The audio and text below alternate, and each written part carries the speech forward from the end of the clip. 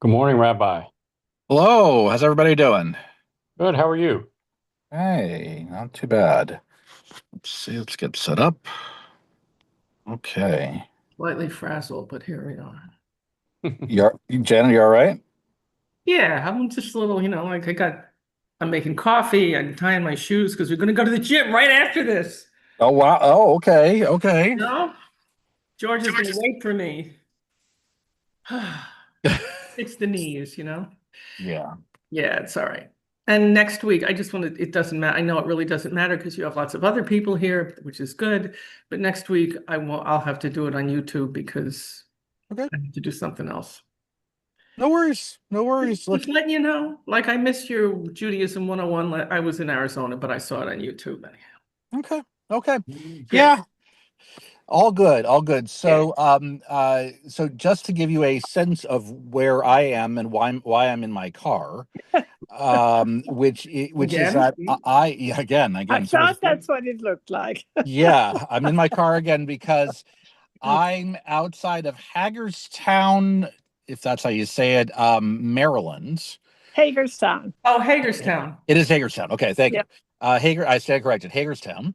And I am returning from driving my oldest back to college post Thanksgiving, Yeah. Aha. which was sort of a last minute thing because flights got all messed up going back. So on Monday, we drove all the way up, and Okay. then I stayed in at a friend's place in Connecticut yesterday when it was snowing. So Yeah. I Ooh, didn't have to go back in the snow. snow. It was they got Cool. I'm sorry, I like Vermont snow. was supposed to get like 10 inches of snow or something like that. So something Woo. like that. So and now That's and kind now of fun. I'm headed back. I'm just south of the Mason-Dixon line now, just literally by 2 miles. I'm south of the Mason-Dixon line again. It's like- oh my God. Okay. So yeah, never a dull moment, No. but here I we are. I can't You hope, can't believe miss you. a I class. can't You pull believe off the highway, that's like, I, yeah, yeah. I can't believe you drove all that.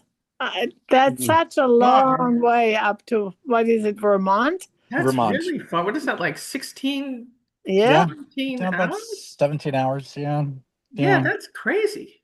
yeah. Wow. It was a lot. It was like no. I didn't, when I got to my friend's house, I basically said I can't stand up, and like, Yeah. yep, yep. No. But they were wonderful to bring me in, especially since I knew that it was going to be really sloppy on the roads yesterday. So they let me just hang back for a day. So it's nice to have friends in a lot of places. That's true. That is very true. I never used to go home. I never went home for Thanksgiving when I was in college, but I guess people do these days. I, I never did either. I was in Chicago and my parents were in New York, I didn't go Yeah, home. Yeah. yeah, yeah. I found something else to do, but hey, that's it's okay. But yeah, everybody does now. So So anyway, happy December post Thanksgiving. It's going to be Hanukkah before you know it. Time goes quickly, of course. So let's see. Let's go back to Safaria. Again, apologies that I'm What on my happened? phone. Hopefully, I mean, I can't hear you. really? you can't. Is I that can hear me? you.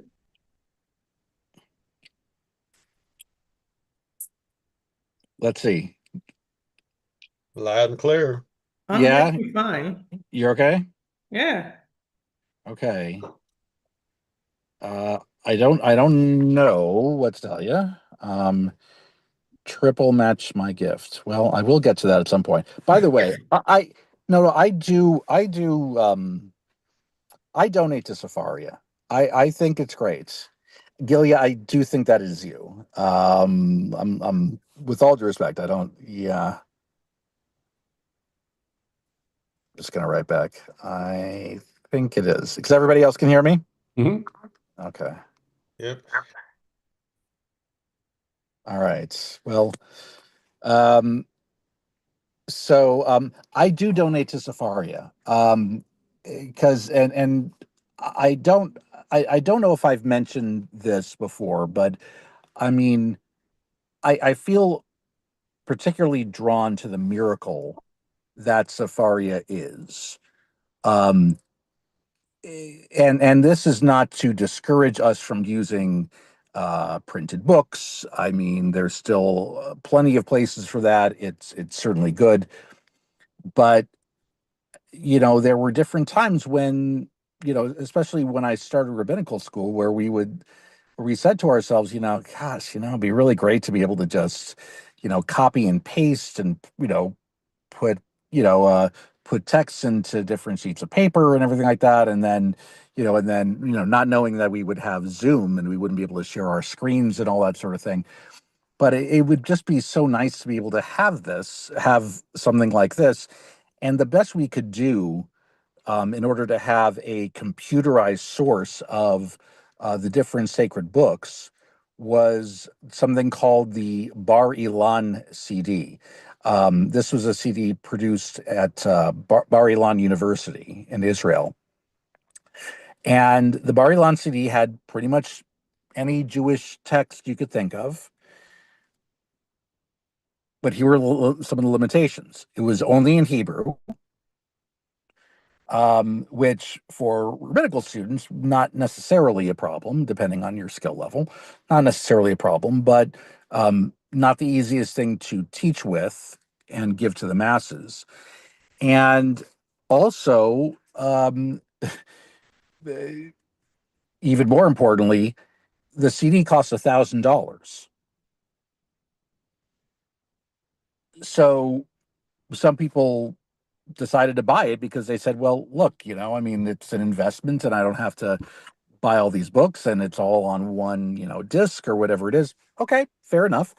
But to have Safaria, to have it on the web with multiple translations for free is, I mean, listen, the internet has brought a lot of negative in the world, but this, I mean, this is a miracle. This is like these, this is one of the things this is one of the reasons why we have the internet, period. I mean, it really is. And so, I personally, so look, Safari is not giving me a cut of whatever I'm about to say. I'm not, advertising for them, but I will say, like, every December when when nonprofits typically make a big push, I do donate, and it's just something. This is a personal opinion. This does not necessarily reflect Hesga Muna or anything else, but this is just my personal feeling. The way that it makes my job so much easier and makes Jewish learning for so many people so much easier. You know what? I don't mind them asking for money, and I don't mind giving a little. So I don't know how I got through college or graduate school without computers. And I'm thinking that yeah, just made me think like, okay, as much as I use computers now for learning and research and just entertainment, I think, how did I do that? I can't remember how I even could do that. seriously. I mean, I remember, like, so my mother and father went to the same, went to the same university, and my mother, my mother can't type at all. My father can type a little. And so when they were dating, when they were in college, my dad said, yeah, sure, I'll, like handwrite your papers and I'll type them for you, because he was being a gentleman and everything like that. And she, and I mean, she wrote the papers, but like, but he typed them for her. And there was one time where she was an English major, and she wrote a paper for one of her classes, that in which she entitled the paper "Character as Fate." That was the title of the paper, "Character as Fate." And my father, being good at typing, but not, brilliant at it, made a mistake on the title, and she handed in a paper that said character as fat. Oh, Completely unintentional, of course, and what have you. So it's like, I mean, the amount of tools that we would have today to avoid those sorts of things. Obviously, mistakes still happen plenty of times, but still, like, look, the just, yeah, I don't know, how people did it. I give people credit for who did. Well, that And would have gone through spell check because it's a word, right? 100%. Yeah, it would have been like what are the, what are like the grammar check from Right. Google Docs or Microsoft Word. I mean, like that's probably what it would have done. So indeed, I mean, it's a miracle. It's really amazing. Um, okay. Oh, well, let's see. Okay. We're grown-ups here. We can talk about this, right? I mean, like, this isn't going to get too gross, I don't think. So, again, we're talking about concentrating on prayer. And so here's the circumstance. We're in the middle of, we're praying, and one has had something that makes you gassy, right? It happens to the best of us, right? So it says, first of all, if one was standing in prayer and gas went out from below, you know what that means. One waits until the smell dissipates and then goes back and prays. So, that's hilarious. yeah, I mean, Where did this come from? It just doesn't seem like there's lots of things I've not read in the Torah or stuff, but I think I don't remember ever reading nothing like this. yeah. I mean, and on one hand, it's like, it's like, oh, why would a holy book, why would a book, holy book like this be, concerned about this? Partially, I mean, look, again, this is, the idea is to deal with practical concerns, and we are human beings with bodies. Bodies have functions. They just do, right? There's only so much, we can typically do about it.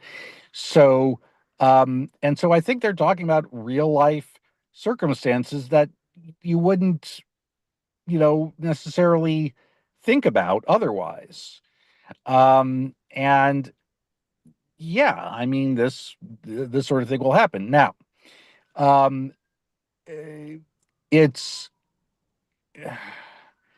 and I don't want to get too much into the details of this.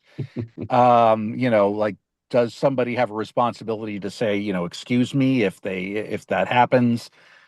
I don't know, but I mean, but again, what are we trying to do? We're trying to talk about, to get, to get into and to stay in a proper mindset for worshiping God. Well, where did it? I mean, what book or whatever is this in? Well, I mean, so this is Shulchan Aruch. So this isn't in, the Tanakh. It's not in the Torah. It's not in, like, this part isn't the Bible. Although, look, the Bible talks about some rather TMI things, too much information. I mean, that there's stuff like that in the Bible too. But this is not from the Torah. This is so this is the Shulchan Aruch. This is a law code from the 16th century. So way, way, way more recent than the Hebrew Bible. And something that is, deals with every possible scenario that you can think of. or that they could think of at least. Obviously they don't have a, like the Shulchan Aruch coming from the 16th century, they're not going to have a passage of what happens if you're in the middle of a service and your cell phone goes off. That's not going to be in there. But matters of the body, have always obviously always happened. So there you have it, on that at least.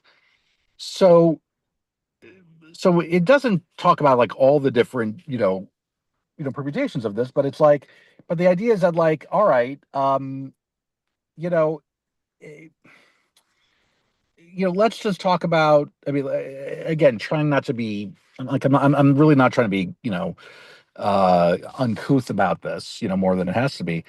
But let's say, you're praying next to a kitchen, and you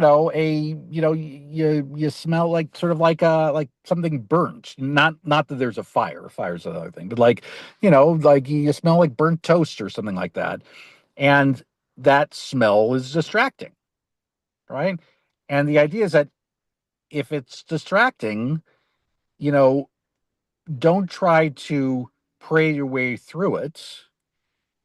Better to wait until it's not a big, until the odor of it is not an issue, or it stops completely, whatever it is, and then resume praying, because you don't want to be doing I promise this isn't a pun, but like you don't want to do a half-baked job of praying. I mean, we're discouraging that. We're discouraging you, us, from, praying in a way that is compromised in some way. So, so leaving aside the whole question of bodily function, just anytime you have an unpleasant, anytime you're somewhere where there's an unpleasant odor, a skunk sneaks into the synagogue and you smell the skunk, whatever it is, like, the idea is to like just wait till it passes. Well, because it's a distraction. Yeah, Okay. it's because of its distraction. Now, um, you would also think that it's like, if one feels, if one can anticipate, if one can feel the need, oh my goodness, I'm, my stomach's not feeling great, I might wind up, making a foul smell, better to excuse yourself, obviously, and go to a bathroom, or at least somewhere outside of the room where you're praying. Sometimes you're able to do that. What about Sometimes, something simpler? Because two of the synagogues are on Kingston Pike, and I'm sure they got fire trucks and police cars running up and down Kingston Pike pretty regularly. Do you stop your services if several police or fire trucks go by, or you just kind of continue on? and that's a good question, because like, I've generally made a point of continuing, you know, because, in other words, like, I wonder whether, stopping and acknowledging the thing that's distracting will only make us less focused, right? So, for instance, I mean, so going to the example that I mentioned, the modern example, right? If someone's cell phone goes off, I do usually try to just ignore it and just keep doing what I'm doing. Um, because what I'm also concerned about is embarrassing the person who is, where that happens. Because, I mean, most of the time, if if you have your cell phone in synagogue and the cell phone starts ringing in the middle of it, then usually people are embarrassed. Like the person for whom that happens, like they're embarrassed, right? I don't want. I generally don't. I mean, I don't want to add to their embarrassment more than they have. Right? I'm not trying to, make them feel, the goal is not to make them feel worse. I mean, um, now this is the case where it's like one solitary phone or something like that. If it happens like several times, then I might say, again, without pointing any one individual out, but just saying, please remember once again to silence your cell phone. I mean, like you can do that. Make it sort of like a vague, announcement that's sort of general, not, will the person in the fourth row, you know who you are. I mean, I'm not going to do that. Um, so, yeah, in other words, like, is it always better to just, go on? Or is it better to stop? I think it does depend. Um, because like in the circumstance that you're explaining here, where somebody, is, passes gas, like, um, uh, you know, to stop what I'm doing because it smells bad. Like it's, to me, it's like it only it only makes that person more visible and potentially embarrasses them more. So, in other words, like, I don't know how much I agree with this. I understand the desire to pray with intention, but you have to consider one's feelings too, other people's feelings. So I don't think it's 1,000% cut and dry, at least in this case. Other thoughts on that at the moment? Okay. No, So, sorry, I was sure, muted. sure. No, I was just going to say, as far as the bodily functions go, we thank God every morning that our organs work, right? Yeah. And so we're grateful for the fact. And I guess if there is something that is unpleasant about it, well, we'll take it in stride, something like that. Well, so Gilly, I think that's what the next part, is going to mention. So no, that's so perfect transition.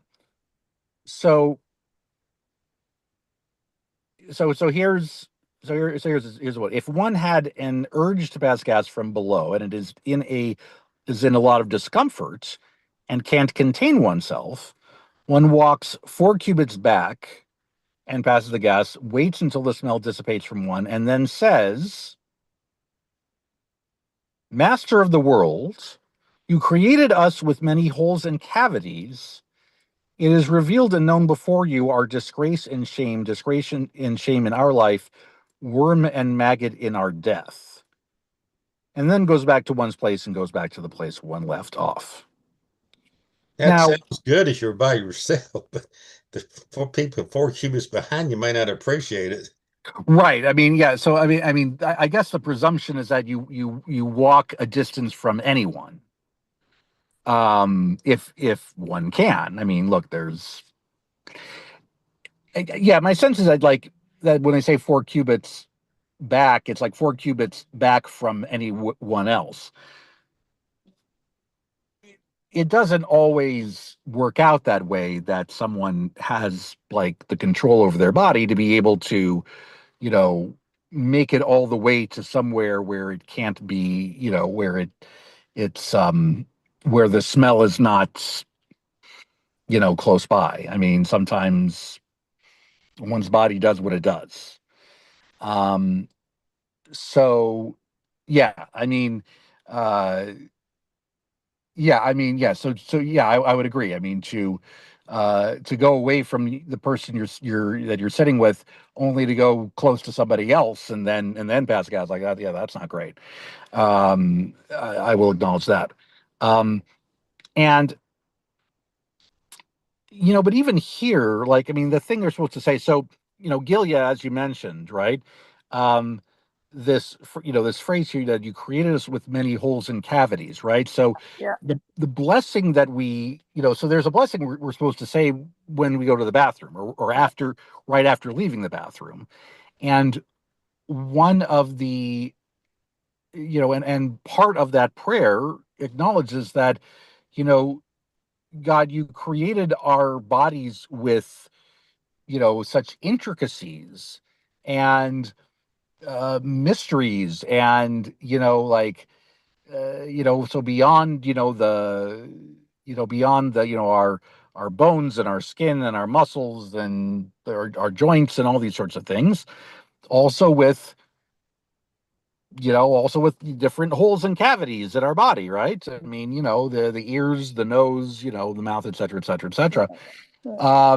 And it says in it, if any one of those holes were to be plugged up, then we would not be able to praise you. In other words, we would be too sick and or uncomfortable to be able to, to sincerely worship you. So, thank goodness for, thank goodness that you created the body the way it is and gave me hopefully enough health to be able to, for those things to work properly. Now, so that kind of informs this statement that one would say when one's in services and, and has to pass gas. It's a, to me, like, this is a very, like, I think a very, like, negative thing that's being said here, disgrace and shame and what have you. Okay, I mean, like, you know, embarrassment, sure. Should one, try to deal with whatever gas pain what mind has in a delicate way, sure. But it's really, it's a lot to talk about, like, oh, my disgrace, oh, my shame. I mean, our bodies are our bodies. It's like, I tend to think that our bodies, should be, should be dealt with, with a certain amount of realism, right? There are pleasant things and there are unpleasant things, but it's all part of what, God gave us. So, I don't love that. I mean, I would think that most people would understand, like, for most people, they're not trying, I'll just put it directly. For most people, they're not trying to be gross, right? They're not trying to be unnecessarily, unpleasant with that. So I would think that, people aren't usually trying to be subversive and disturbing to others in that circumstance. It's just our bodies they do what they do.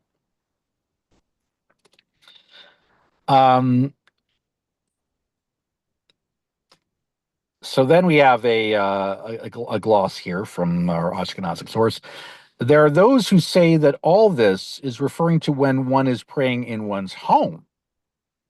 All right, so this is essentially like if you're just basically, if you're at home and maybe your people in your family is there, but not really a lot of other people.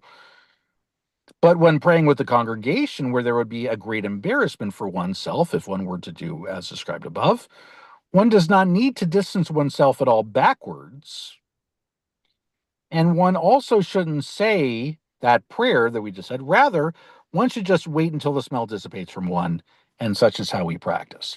So that goes back more to the idea of, like,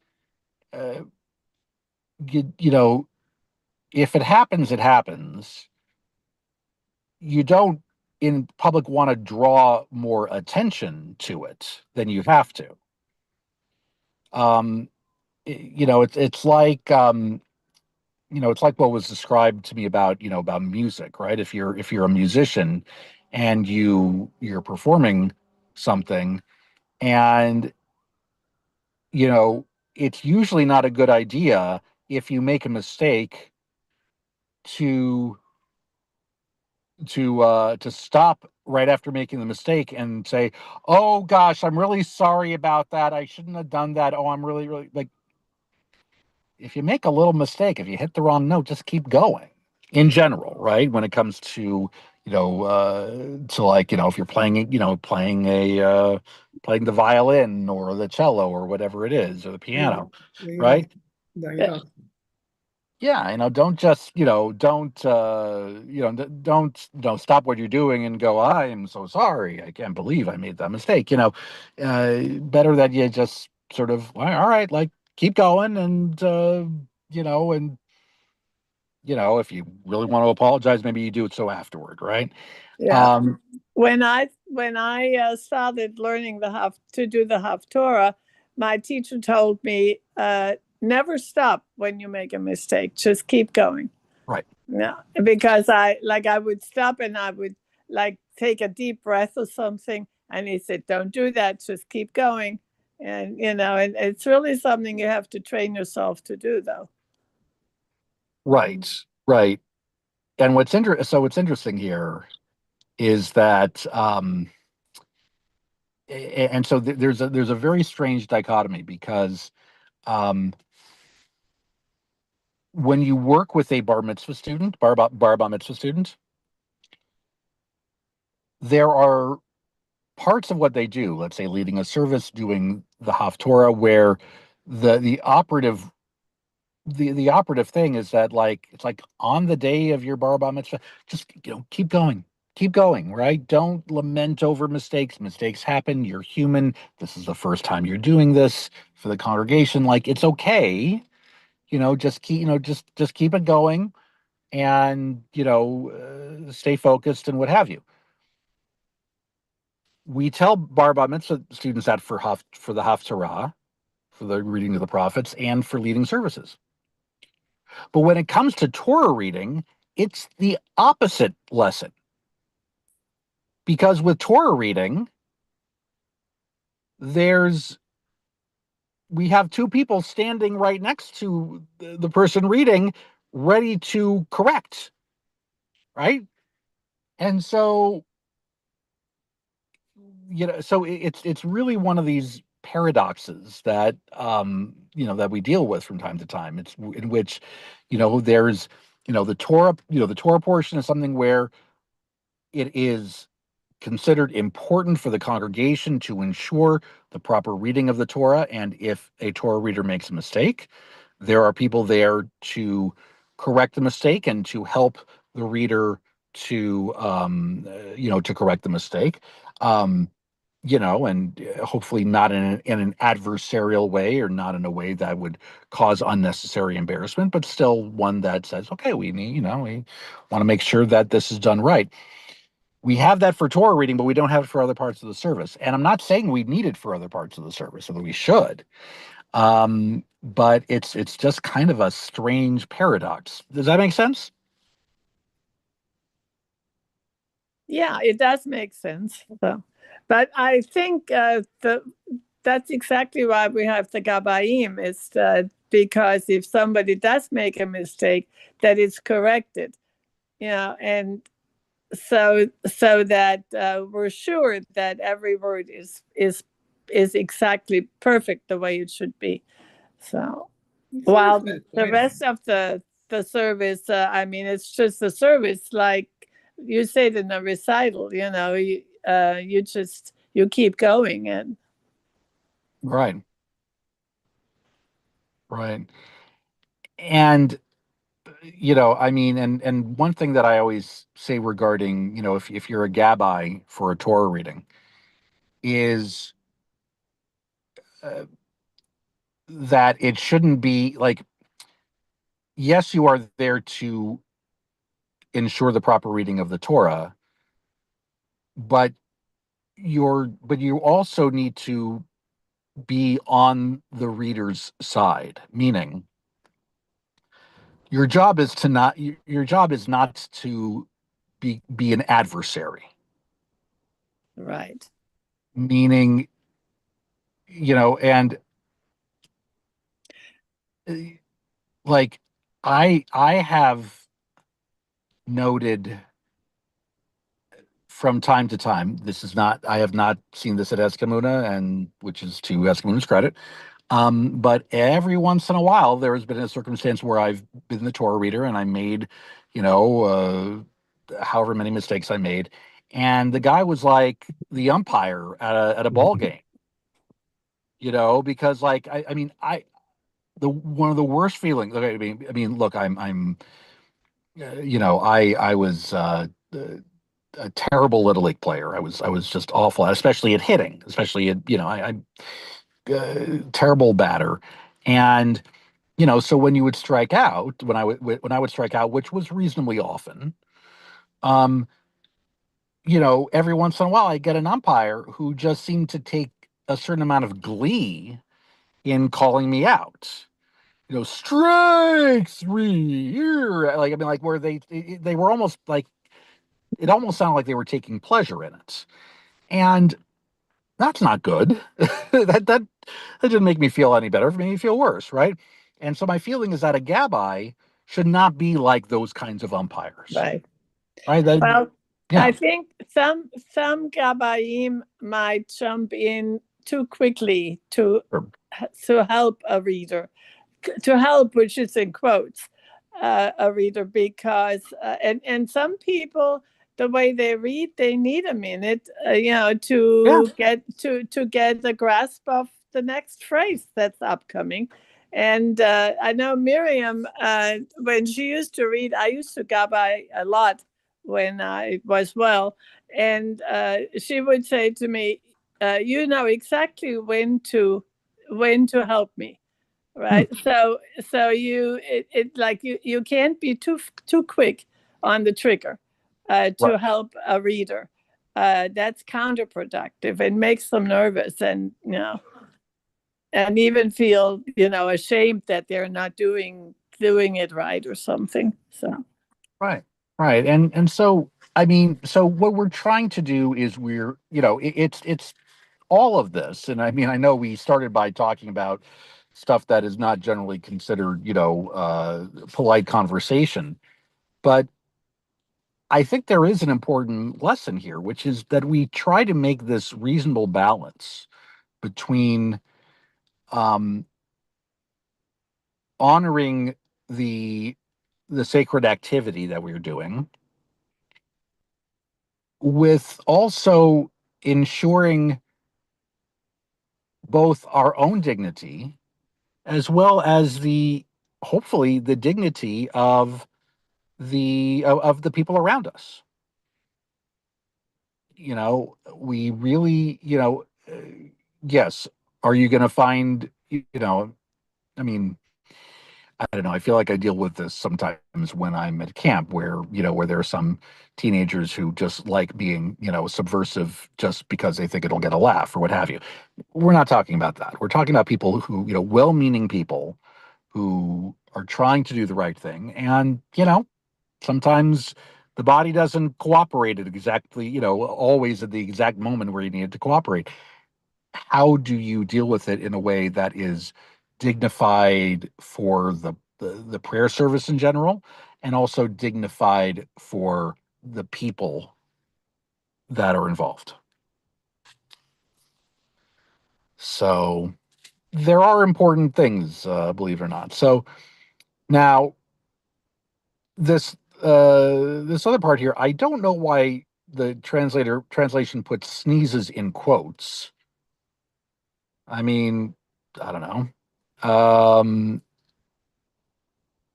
I think uh, I think they're using sneezes as a circumstance in which something is coming out of one's body. Let me explain. One who quote unquote sneezes during or in the middle of one's prayer, like when somebody's saying the Amidah, if it's from below, meaning if it's gas, it's a bad sign. However, if it's from above, meaning a sneeze from one's nose, it's a good sign. So it's kind of a I mean, now we're kind of in the realm of something that I think that practical Jewish law doesn't really deal with all that much, which is superstition, to be perfectly honest. Meaning, if you emit a foul odor while you're in the middle of praying, that's considered bad luck. But if you're sneezing during your prayer, that's good luck. So I'm just curious, what the Hebrew word that they've translated as sneezing, what does it actually mean? So, You it's hamitatesh. Let me see if I can get know? a Yeah, I see it there. let me see if I can get a translation on this. Um, Hamitatesh. okay. Oh, well, I can tell you what it means in Portuguese. That's not going to really help. So I can look it up myself on Google Translate. yeah, because there may be some limitations here given the fact I'm using my phone. So I'm sorry about that. That's all right. I'll look it up. It's okay. All right. You're translating from Hebrew, enter text. Yeah. Okay. MT. I'm just gonna try to get rid of this menu here, which I'm not having much success about. Okay. All right, here we go. Yeah. Yeah. Yeah. Okay. So, okay, let's see. We've got another 20-ish minutes, so we can, maybe see what we can do. Um, okay. So so now we're talking about interruptions, not of the bodily sort, but of um, one person to another. So, and this has numerous there are numerous parts to this. We'll see. So we'll see how far we get. One may not interrupt during one's prayer. Meaning, like, if you're and like so and really what we're talking about when we're talking about prayer, we're talking about the Amidah. This isn't to say that other parts of the service are less important, but the Amidah is just it's one of those parts of the service that you're building up to. And the thought is that the Amidah is kind of the climactic moment where you're really talking to God most intensely. So, in other words, like the Amidah ought to be the sort of the peak moment of your concentration. So, all right. So, in a circumstance where a Jewish king is inquiring about one's well-being, in other words, you have what we would call like a big macher in the community in the Jewish community, right? Even if they want to walk up to you and say, "Hey, how's it going?" or whatever it is, if you're in the middle of the Amidah, you don't have to stop. Right? One may not, and one shouldn't stop because presumably, if they're Jewish, they're going to understand that you're in the middle of prayer. You're in the middle of the Amidah. Hopefully, right? They're going to understand that. However, regarding responding to a king of the nations of the world, if one is able to shorten the Amidah, meaning that one would say the beginning of the blessing and its end before the king reaches one should shorten it. So, in other words, all right, let's say it's not necessarily, a macher in the Jewish community or the prime minister of Israel or, you name it, right? Let's say it's, let's say it's the King of England, comes up to you and say, hey, how's it going? I mean, as an example. I don't know how King Charles would say it, but all right. Then yeah, you might, then you probably should try to respond and shorten what you're doing, because King Charles isn't going to understand exactly what you're doing. Nor should he necessarily be expected to, right? Because if you were, let's say you were the mayor of a town, and you knew nothing about, let's say, a Muslim prayer service, and yet you want to tap somebody, you need to tap them on the shoulder because you think you need to say them something important, and they're in the middle of their prayer. If you don't know a lot about Muslim prayer, then you don't know, right? I mean, hopefully you try to find out beforehand, but not everybody's able to do that. Well, I don't know about Israel, but the United States, I've never seen uh, a Jew individually or in a group standing out on the sidewalk of the middle of Market Square doing prayers.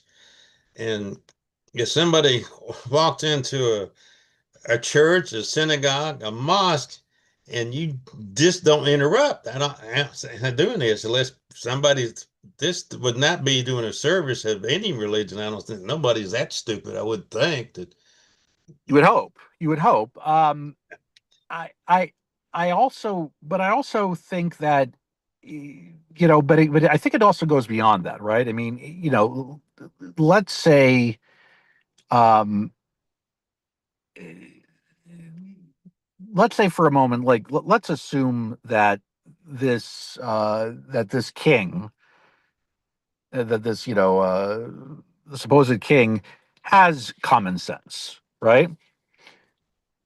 But doesn't care, and says, "Hey, I'm the king. I can go up to anybody I want, and expect them to respond to me. It's like, because I'm the king." Which isn't necessarily, it's not necessarily surprising that they would do that, because they're just like, "All right, I can push people around." And certainly, keep in mind, this is the 16th century, when uh, Jews had already experienced century after century um, of of leaders who are not Jewish, who really don't care about whether they're being offensive to Jewish ritual, right? I mean, the assumption is they that they don't, it's not nice, And they right? would do this in a Protestant or a Catholic church, you're saying then it's just this, they're that egotistical. The priest or the minister could be up there leading the service and they just walk in and interrupt it. Yeah, I mean, look, there's always been, obviously tensions between church and state, no matter what. But I mean, some, I mean, I guess if you're of the authoritarian type, where you can kind of feel that you can do anything you want, sometimes, you don't necessarily care. And in that case, the reason, I think one of the reasons why you would advise the Jew praying the Amidah um, to allow themselves to be interrupted is because, if this person doesn't have the, is has the kind of authority and the swagger to, um, to bother you, then, they would have the authority or swagger to punish you if you didn't respond. Right? If you're an authoritarian, somebody's not answering when you call. What's this person's deal? Right? I mean, there's no limit to what they could potentially do to you if they're offended enough. So the idea is that we're looking out for the welfare of the person who's praying, to say, for your own safety, if the ruler is somebody that you don't trust to be decent, then sometimes for your own safety, you have to be, you have to allow yourself to be interrupted. So that's one scenario. Or if one's on the road and one is able to veer off the road, then one should veer off. This is assuming that you're traveling somewhere and you're praying, and then you pass by the king and the king's like, "Hey, what's going on?" or whatever it is. Wait, you're driving and praying at the same time? Sometimes being driven, right? Like or Being like driven. Okay, that's what I figured, but I just thought I'd yeah, yeah. texting and driving at the same time. Yeah, exactly. Um, yeah, there's actually like this whole. I don't know if we talked about this, but like it's a question of like, when we're talking about facing the correct direction when we pray, and if it talks about like if one is praying when on riding on one's donkey,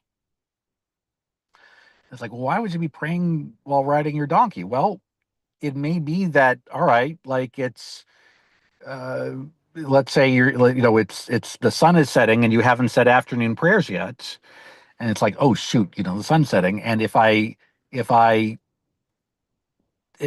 like ideally you stop the ride and you get off the animal and you pray there.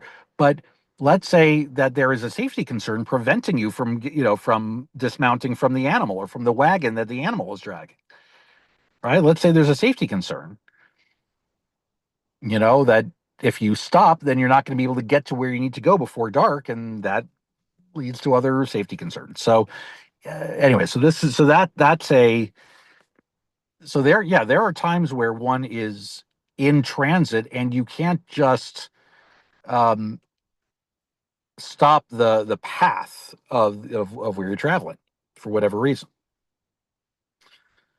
So in that circumstance, right, if you you pass you pass by the royal chariot or whatever it is, and they're like they're calling after you,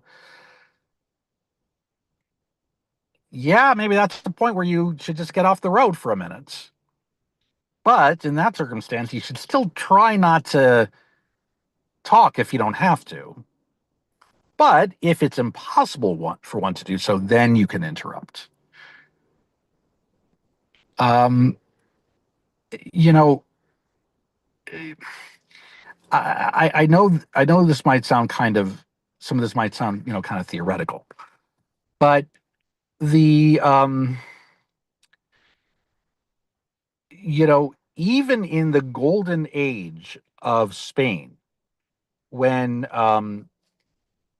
Jews would have a lot more freedom and independence and everything like that. Even during the golden age of Spain, I'm sorry, I don't know why that keeps on doing this. Um, Even in the golden age of Spain, um, there were some places where Jews had to deal with a lot of different humiliations by the rulers of wherever they lived. Where I think one of the rules was if you were riding on a donkey, like you couldn't be um and somebody else was like riding on, and I guess a Muslim was riding on their donkey, and you were taller on your donkey than the Muslim was. You were supposed to like shrink yourself down so that you weren't taller than.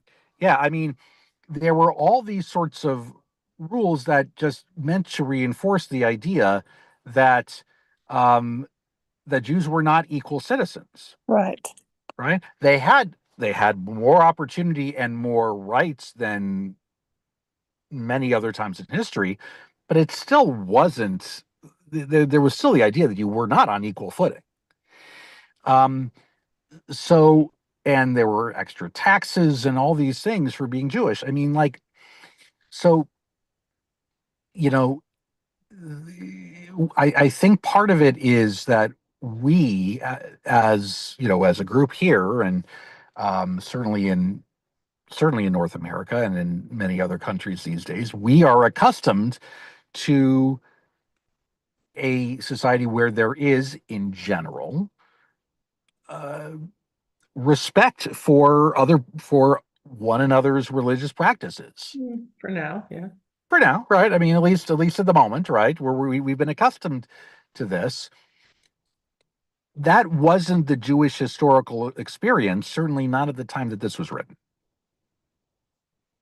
That, I mean, if the best that Jews had it before the Enlightenment, if the best Jews had it was during the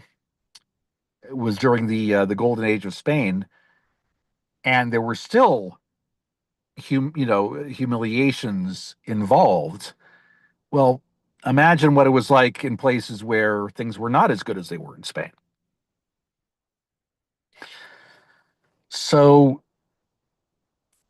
these rules are there for the sake of survival as much as anything else. You sometimes have to pay, a certain amount of deference. And without going too much down a rabbit hole, I also think that, frankly, and again, certainly America has been a better place for Jews in so many ways than any other time in history. But I would even say that, look, if I'm in the middle of a service and a police officer were to tap me on the shoulder and say, "Look, I need to talk to you about something," yeah, I got to do it. The authorities are not going to say, "Oh, okay, yeah, wait until you're done." And this is in a circumstance where there's a general amount of respect, generally. So we're looking out for the dignity of the service. We're also looking out not only for the dignity of other people, but also the safety of one another. So, so with that kind of summary, why don't we stop for the day? And I look forward to seeing you, hopefully from inside a building or a home next week. So next week, normally as normal on Zoom.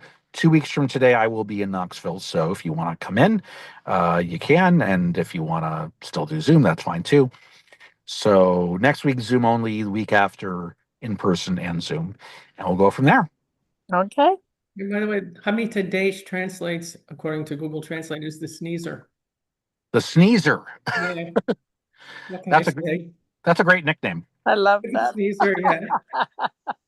We got a sneezer in here. Yeah, Hamita Desh. Alert. Yeah. Anyway, have a safe trip. You say that during the service, and 3 people are going to laugh, or 4 people are going to laugh. Exactly. Yeah. All right. Take care, everybody. We'll see you soon.